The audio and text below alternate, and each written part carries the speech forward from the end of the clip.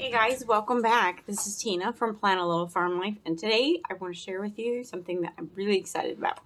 I've had people comment and message me that they would be interested in this, so I wanted to get this done early in the year, obviously, because this is not something you use necessarily fully all year round, but can be. So I finally got my garden pantry planner all finished. I got all the pages done that I wanted to get done, and they are going to be going live or are live on my Etsy.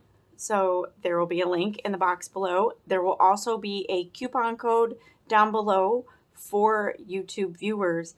This will be a limited, probably a 2-week from the date of posting this, 2 weeks for this code, and then after that it'll go back to regular price for a while until I decide to run another sale. So I'm going to show you what's in here, and then you can head on over to Etsy. So this is the beginning part, and I'll show you some pages and examples. This is what I've done with mine. It's just, they come in classic and letter size. And if you have trouble printing classic, I will be posting or have posted a video with instructions on like 2 or 3 ways to print classic. Don't mind this, it just kind of got bent up. Anyway, so I put the year and I just decorated with the little stickers, a couple little stickers. So first off, you're going to get pantry inventory. Now there's several of these. I think there's like 6 or 7 of them, and I will show you mine briefly here. Okay, so this is an example of my store-bought. I just list the items and how many I had on the shelf at the time. On my first one, and I should do it on each one, on my first sheet of my pantry inventory section, I do write the month up here that I do the inventory, but that's personal preference. This gives you 4 quarters to do it 4 times throughout the year. If you just want to do it like 1 at the beginning of the year and 1 halfway through, then just ignore the other columns. But you get 1 from home canned, you get 1 for store-bought, 1 for dehydrated, 1 for herbs and spices, and 1 for freezer. So you can print as many of these as you want in year after year. These are undated. So you can buy it once and be done. The next one is a canning log. This comes in 2 different ways. This has the half pint, pint, and quart check boxes on the size, and this one does not. So you can actually put like 1 bag. So if you have something that you're not putting in jars or something, you can put it in the bag in the freezer, and I do that with mine. So let me see if I can show you here real quick. Okay, so this is the beginning of this year. So we put 17 1-pound bags of ham, and I just didn't mark here because I know it's ham in 1-pound packages. But this comes in 2 choices that you can print out. It comes with a seasonal task list, and you can make your lists and write down your tasks for each season that you want to get it done. So like in the spring, maybe put down new grass seed. In the fall, you want to till and mulch the leaves, things like that.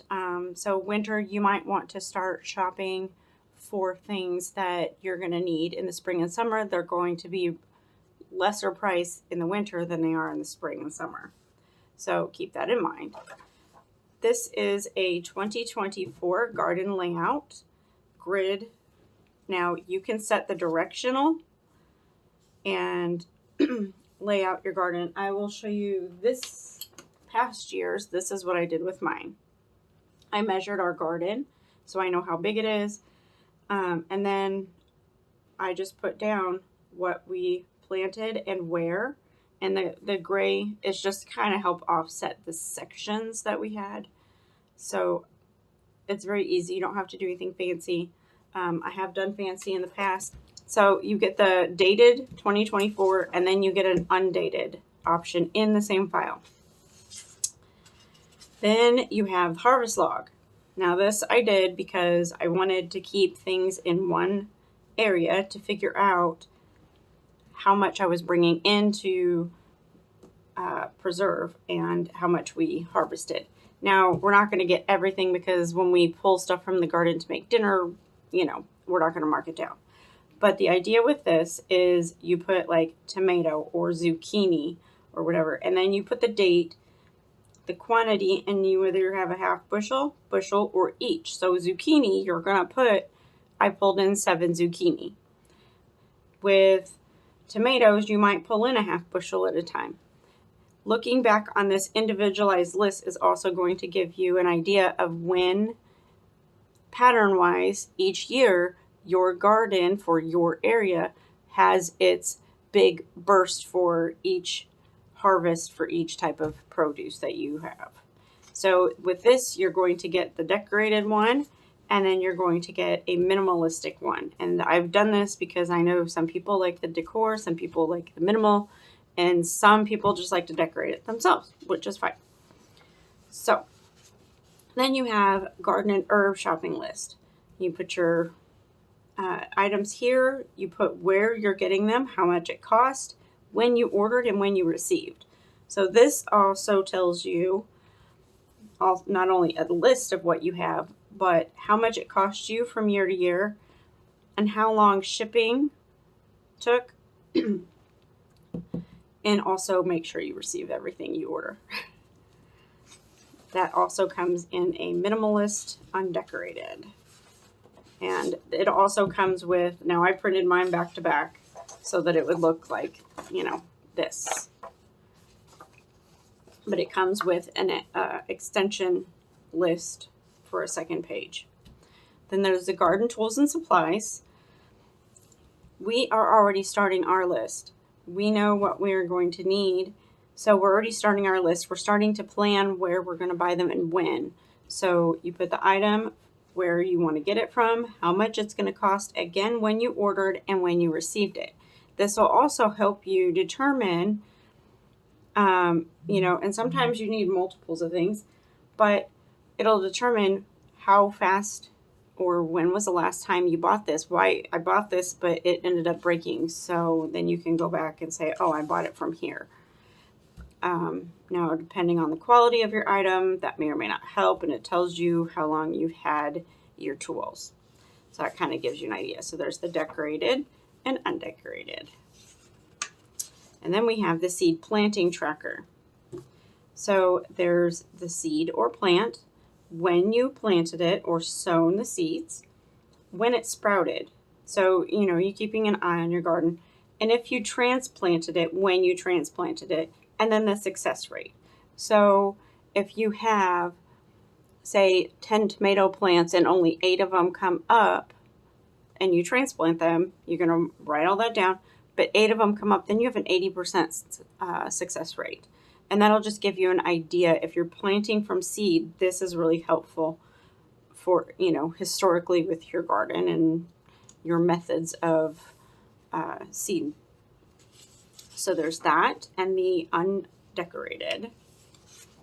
And then there's a fertilizer tracker, because every plant has its own specific need. So this helps keep track of what plant gets fertilized with what and when the last time you did that was, because sometimes they only need it once a season. Sometimes they need it once every 3 weeks or 4 weeks or whatever. So depending on your soil, on your area, and on your variety of plant, this can help you keep track of that. And again, there is the decorated and the undecorated. And lastly, we have a year in review. So we have a section for success and failures and then future changes. To give you an example, we planted 2 different varieties of sweet potatoes this year.